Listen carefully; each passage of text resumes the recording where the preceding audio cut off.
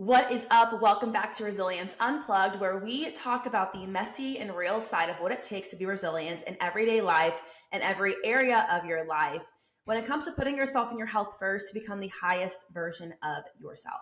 Today, we're going to get into my ins and outs of 2024. This is a very hot topic right now, and I think it's a great trend. So we're going to hop on it.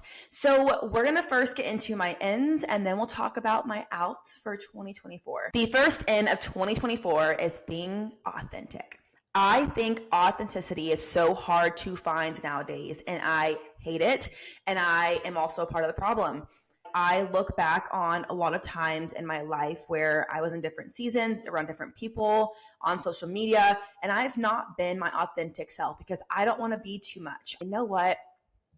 Out of those days, because we are going to get rid of our people-pleasing tendencies in 2024 and just become authentically us and genuinely us. I feel like that is so lost on us nowadays. We're all trying to perform and be people pleasers. And that's out. That's out for me in 2024. I'm done people pleasing. I'm done being inauthentic. I'm done not showing up fully as who I am. I'm done trying to mold myself in a certain way to appeal to the masses. Like, no.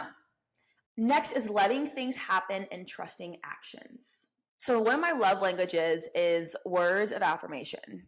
So I'm very, very privy to the fact that I will sometimes take words over actions. And it's only bitten me in the butt. So if they pull away, let them. Friendship-wise, relationship-wise, family-wise, if they're pulling away, let them. Take back your energy. Don't go chasing after them. We are done trying to force something that's not meant for us, whether it's, again, a friendship, a relationship, whatever it is in your life that you're trying so badly to hold on to and keep into your life, let it go. Take your energy back. It is, at that point, not meant for you. We are done going above and beyond or begging somebody to stay into our life. Like, that is just the most unattractive thing ever. Why would you ever want to beg someone to stay in your life? Why are we begging these people to be in our life who don't want to be in our life? I am no longer acting off anxiousness and scarcity because it only hurts you in the end. You have an abundant life. God has so much planned for you. He has so much in store for you. He's already given you so many blessings. Operate off of those. Operating off of the mindset of, I will never have this again. These just nasty thoughts fulfill our mind, and they're quite literally not true. If you believe that God is your creator, you know He's working all things for your good, and you know you have so much good coming your way. And the thing about this is what we think we want is only what we can perceive and what we've known and what we see others getting, right? God usually has so much better plan for us than we can ever imagine. And we can't actually imagine it because we haven't experienced it yet. We've never actually seen it. And so if you have faith that you have a lot more coming your way, a lot more good coming your way, and you know that you are doing the work you need to be doing to make yourself a better person, only good will come your way. The next in is trusting your intuition. When I look back on all of the regrets that I don't have a lot of regrets in life, but the things that I know that I could have possibly stopped myself from hurting myself more in the long run, it is because I did not listen to my intuition. I did not listen to my gut. And you know what? If you want confidence, start listening to your gut. Take your word as a fact. These truly build confidence. If you sit there and say one thing and do the other, you won't trust what you say, much less someone around you. But if you hold true to your word, you are going to be so much better for it. Because if not, without this, without trusting your intuition, without standing behind your word, you erode the belief you are going to have in yourself. Like, you completely destroy it. You cloud your own judgment and you keep things in your life longer than you need to. So in 2024, we are trusting our intuition. We are listening to our gut. And we are keeping the promises we make to ourselves. The next N is getting away from quick fixes in your life in every aspect. This means relationships, health, career, literally everything. No more relationships just because you feel lonely. No more quick fixes just to get quick results and have an even faster rebound. No more falling for the make a quick 10K this month scheme. Nothing worth having comes fast or easy. If it sounds too good to be true, like I mentioned in the above end, we are trusting our intuition, it's probably too good to be true. Okay? The next N is showing the heck up for your future self. I want us all to operate off the mindset that every action we take will either better or worsen our future self. And we want to strive to take actions that are going to better our future self. We are thinking big this year. No more playing small and trying to conform to what the masses think or accept. God created you for big things. The next N is creating a morning and nighttime routine. When I tell you, this is the one thing, these two routines are the one thing that truly catapult my clients to living their best freaking life and having every other area of their life improve, I mean it. These are the most important times of your day. It either sets the pace for how your day is going to go or the pace for the quality of sleep you're about to get at night. Your sleep is so vital and your morning routine is so vital as well. So we're going to, in 2024, create a solid morning and solid nighttime routine. The last N that I have for this podcast specifically, I can make another one if you want me to because I have so many, but we're going to be eating more micronutrients. It is no longer about just fitting your macros. Okay, y'all are not seeing this because I'm not going to put this in the podcast, but my freaking dog, I swear every 1 to 2 minutes has been doing something, tearing something up, shaking his collar, being right on me, crying, jumping on me, and it's driving me absolutely nuts. So this podcast will have lots of cuts in it for that specific reason. I'm not going to re-record this, but that's just the messy side. Again, I'm showing up, I'm getting a podcast done. One of my goals for 2024 is to get a podcast up every week, and I'm doing it right now. I'm not going to waste more time to record a whole entire another podcast. So there you go. Some insight to my lovely life with a puppy. Okay. Where was I at? Yes. It's no longer just about fitting your macros. I also fell victim to this mentality. I'm telling you, literally not even 5 months ago was I still having this mentality. I have just started giving this, so it's newer for me.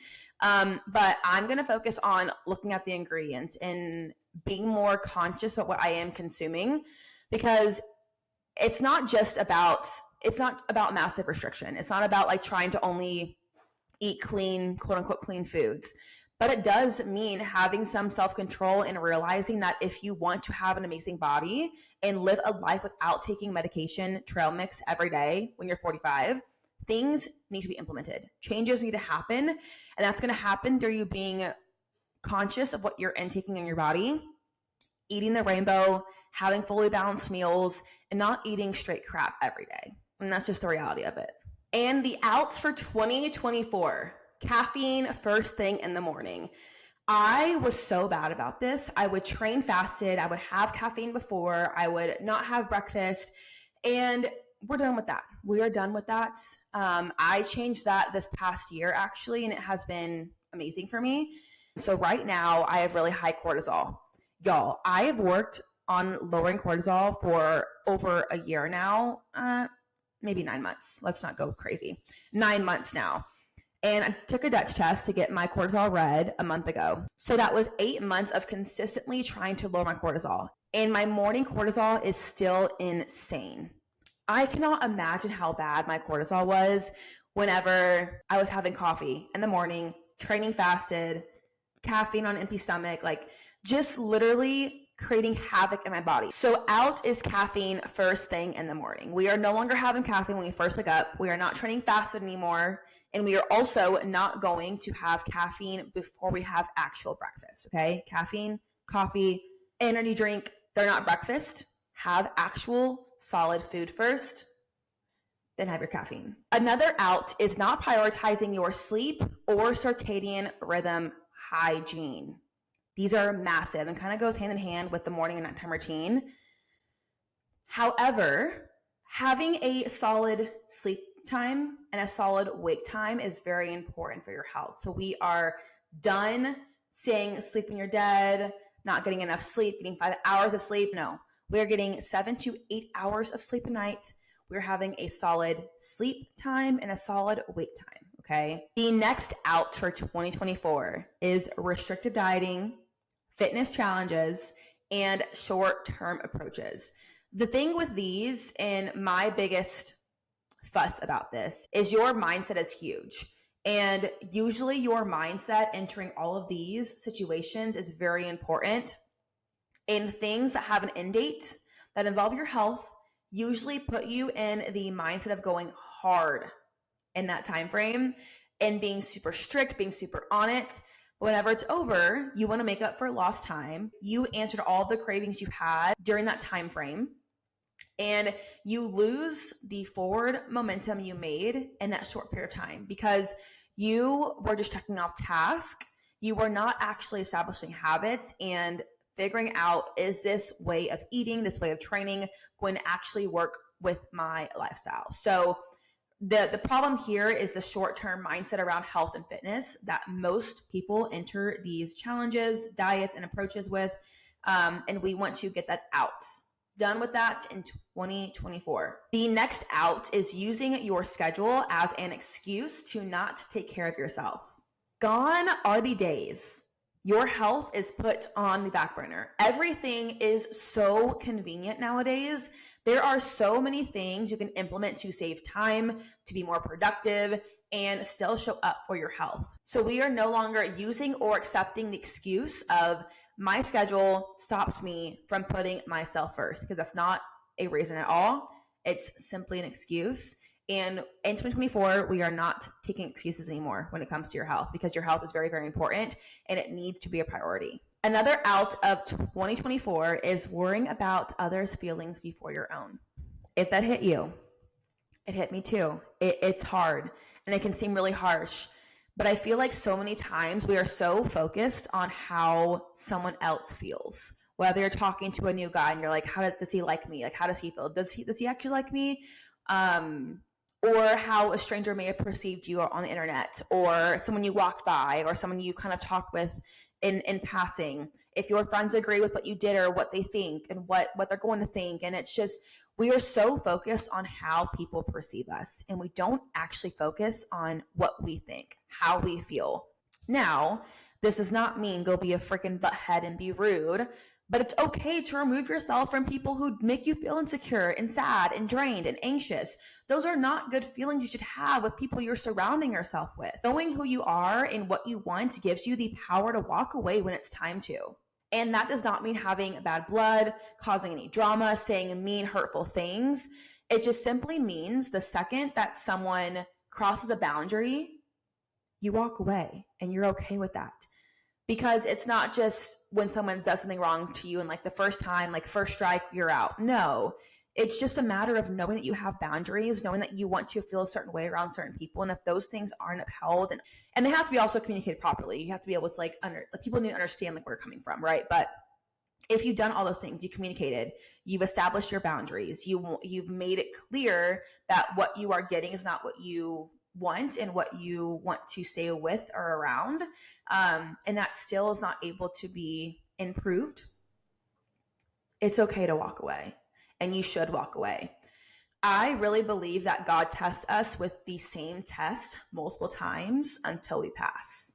Because if I look back at a lot of scenarios I was in, they were kind of the same lesson I learned. It was just kind of in different ways, but it was still a lesson of me allowing people to cross my boundaries, me staying around people I knew didn't make me feel good, me staying with people and fighting for stuff that I knew was long gone. And I think if you set non-negotiables, but don't stay true to those, or you set boundaries and don't actually uphold those boundaries, what does that say about you? I just kept allowing myself to get walked over, and I would be like, you know what? I got to be a good person. I have to show up for this person. I have to treat them with kindness. I have to love them. And yes, from afar, you can do that. You can treat them with love and kindness and pray for them and hope they find their way and do their own thing. But it's not your job to guide them. It is not your job to help them see certain things they're blinded to right now. You can lead a horse to water. You cannot make him drink it. Okay. So be very protective of your energy. Be very protective of where you are putting your energy, and be very protective of who you surround yourself with.